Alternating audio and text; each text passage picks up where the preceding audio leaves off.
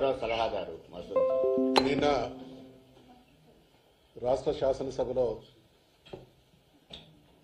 BC కులగణన విషయంలో ప్రభుత్వం ప్రవేశపెట్టినటువంటి తీర్మానాన్ని బీఆర్ఎస్ పార్టీ సమర్థించింది. ఈరోజు అంటే ఒక్కసారి భారతదేశంలో బీసీల పట్ల జరిగినటువంటి అన్యాయం గురించి మాట్లాడాల్సి వస్తే ఈ మధ్యకాలంలో పేపర్లలో రిపీటెడ్గా చదువుతున్నాం. నల్లమలలో పులుల సంఖ్య పెరుగుతున్నదా తగ్గుతున్నదా అంటే ఒక స్పష్టత ఉన్నది. పులులు అంతరిస్తున్నాయా అభివృద్ధి చెందుతున్నదా అనేటువంటి విషయంలో సంఖ్యాపరంగా స్పష్టత ఉంది. బ్రిటిష్ వాళ్ళు పాలించినటువంటి కాలంలో 1931లో ఈ కుల జనగణన జరిగింది. నాకు ఆశ్చర్యం కలిగేది ఏంటంటే 75 సంవత్సరాలు గడిచిన తర్వాత స్వతంత్ర భారతదేశంలో ఈ అణగారిన వర్గాల వాళ్ళు దేశానికి స్వాతంత్రం వచ్చిన స్వాతంత్ర ఫలితాలు మాకు దక్కడం లేదు, మా సంఖ్య ఇదమిద్దంగా తెలుసండి, చట్టపరంగా మాకు రావాల్సినటువంటి న్యాయాన్ని చేయండి అనేటువంటి విషయాన్ని పదే పదే చెప్తున్నా కూడా ఆచరణకు నోచుకోకపోవడం పాలక వర్గాల దుర్మార్గానికి పరాకాష్ట. ఈరోజు మరి నిన్న ప్రవేశపెట్టబడినటువంటి తీర్మానం ప్రవేశపెట్టడంతోనే బీసీల సమస్యలన్నీ పరిష్కారమైనట్టు మాట్లాడుతూ ఉన్నారు గౌరవ ముఖ్యమంత్రి గారు.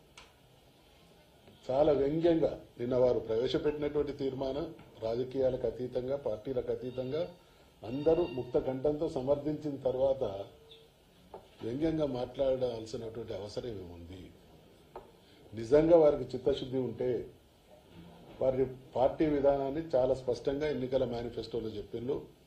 బీసీ కులగణన చేస్తామని, చట్టబద్ధత బీసీల విషయంలో మరి చట్టబద్ధత ద్వారా సప్లైని తీసుకొస్తామనేటువంటి మాట కూడా చెప్పింది. అవేవి కూడా మొన్న జరిగినటువంటి శాసనసభ సమావేశాల్లో ఆచరణకు నోచుకోలేదు. ఈరోజు వీళ్ళు తీసుకొచ్చినటువంటి ఈ తీర్మానం మీద మా అందరికి కూడా అనేక రకాలైనటువంటి అనుమానాలు ఉన్నాయి. ఒకటి, దీనికి టైం బౌండ్ లేదు. రెండవది, బిల్లు తీసుకురాలేదు, చట్టబద్ధత లేదు తీర్మానం. వాళ్ళు మేనిఫెస్టోలో ఇచ్చినటువంటి పర్సెంటేజ్ అమలు జరగాలి అనంటే ఖచ్చితంగా బిల్లును ప్రవేశపెట్టాలి, దాన్ని చట్టంగా తీసుకొచ్చి చట్టబద్ధత ఉండాలనేది మొదటి డిమాండ్. తర్వాత ఈ రానున్నటువంటి అంటే త్వరలో జరగనున్నటువంటి లోకల్ బాడీ ఎలక్షన్స్ కంటే ముందే ఈ ప్రక్రియ అంతా కూడా పూర్తి కావాలి. లోకల్ బాడీ ఎలక్షన్స్లో వాళ్ళు ఇచ్చినటువంటి పర్సెంటేజ్ ఇవ్వాలి.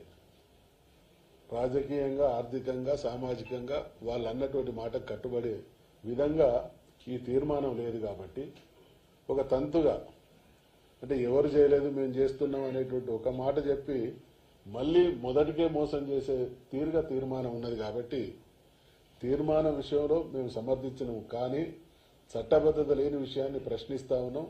చట్టబద్ధత ద్వారా మీ నిజాయితీని చాటుకోవాల్సిందిగా డిమాండ్ చేస్తాం.